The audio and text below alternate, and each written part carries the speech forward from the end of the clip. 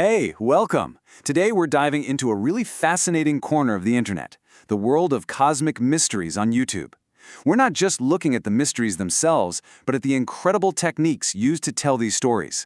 Think of it as YouTube content theater. We're going to pull back the curtain and see exactly how these amazing narratives get built. So it all kicks off with a hook like this one, taken right from the source material. It's so dramatic, kind of chilling, right?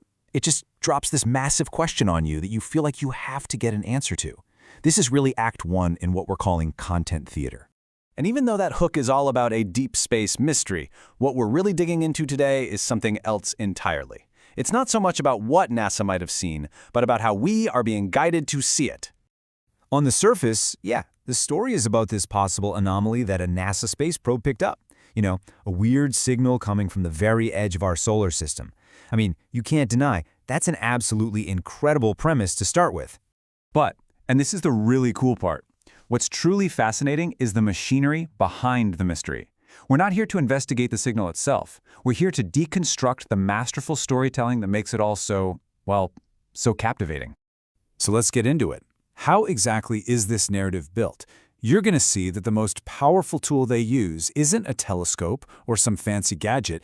It's just very, very carefully chosen language.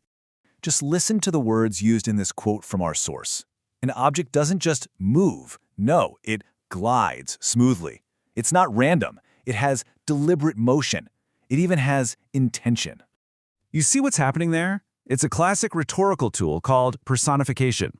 By giving these human-like qualities to what's probably just a blip in the data, the storyteller turns it from a piece of rock into a character, something with a mind of its own. Next up, notice how the stakes are slowly, methodically raised. A great mystery never just drops the biggest claim on you all at once. Nope, it guides you step by step up what we can call an escalation ladder, taking you from a tiny detail you could easily ignore to something absolutely massive. It all starts small, with just one single observation, a tiny blip in the data. And on its own, that's easy enough to dismiss, isn't it? You could just write it off as an error or, just cosmic noise.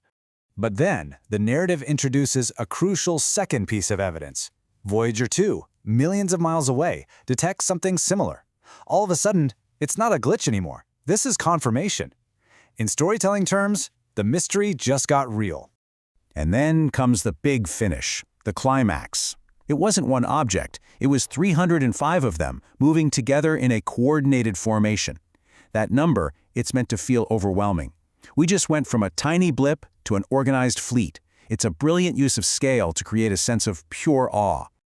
Okay, so you've got the drama, you've got the escalation, but how do you make it believable? Well, you borrow some credibility. To make all this extraordinary stuff seem plausible, the story is filled with a whole roster of experts and trusted institutions. You've got NASA, Caltech, MIT, the European Space Agency, the list just goes on. These names aren't just details. They're like these giant pillars of credibility, holding up a fantastic story in a world of serious science that we all trust. And these experts are used to make some pretty wild statements. When you hear a scientist, supposedly from the Jet Propulsion Laboratory, saying an object broke the rules of physics, wow, that carries a ton of weight. It's not just a wild idea anymore. It feels like an expert assessment. The effect this has on us as viewers is it's powerful. It makes you feel like you're getting some kind of insider information from the smartest people on the planet. And that, in turn, makes these huge claims so much easier to accept. And here's the thing. Once you see these tools, you start recognizing them everywhere. This isn't a one-time thing, it's a super effective, repeatable formula. Just take a look at the language used in different stories from the same source. For the Voyager mystery, a discovery sent chills down their spines. In another one about Proxima b, scientists are left completely speechless. See a pattern? This is the language of awe. It's emotional, it's over the top, and it's incredibly consistent. The story even does this clever trick with words like paranormal. It's not used to mean ghosts or anything like that. No, it's used in its original sense, outside of normal experience. This perfectly frames the mystery as a serious scientific puzzle beyond what we currently understand, which is a much cooler and more compelling idea. And that brings us to the final, and maybe the most crucial piece of the formula, the ending that isn't an ending. The story never actually solves the mystery. The goal isn't to give you an answer. It's to keep the question alive, leaving you in this permanent state of awe and wonder. So, why does breaking all this down even matter? Well, because understanding these techniques lets us completely change our role when we watch this kind of stuff online.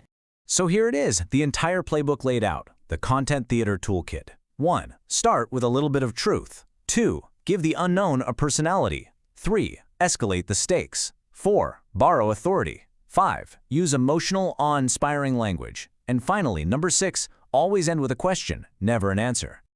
And let's be really clear here. Seeing how the sausage is made doesn't have to ruin the fun. It doesn't have to make you cynical. Actually, it can do the opposite. It can let you appreciate the incredible skill and artistry that goes into building a story that's this compelling. Which leaves all of us with one final, big question. In a world just saturated with information and stories that are this well-crafted, what do we choose to be? Are we just the audience, sitting back and passively taking in the show? Or do we become analysts, appreciating the performance while understanding exactly how the magic trick is done? The choice really is ours.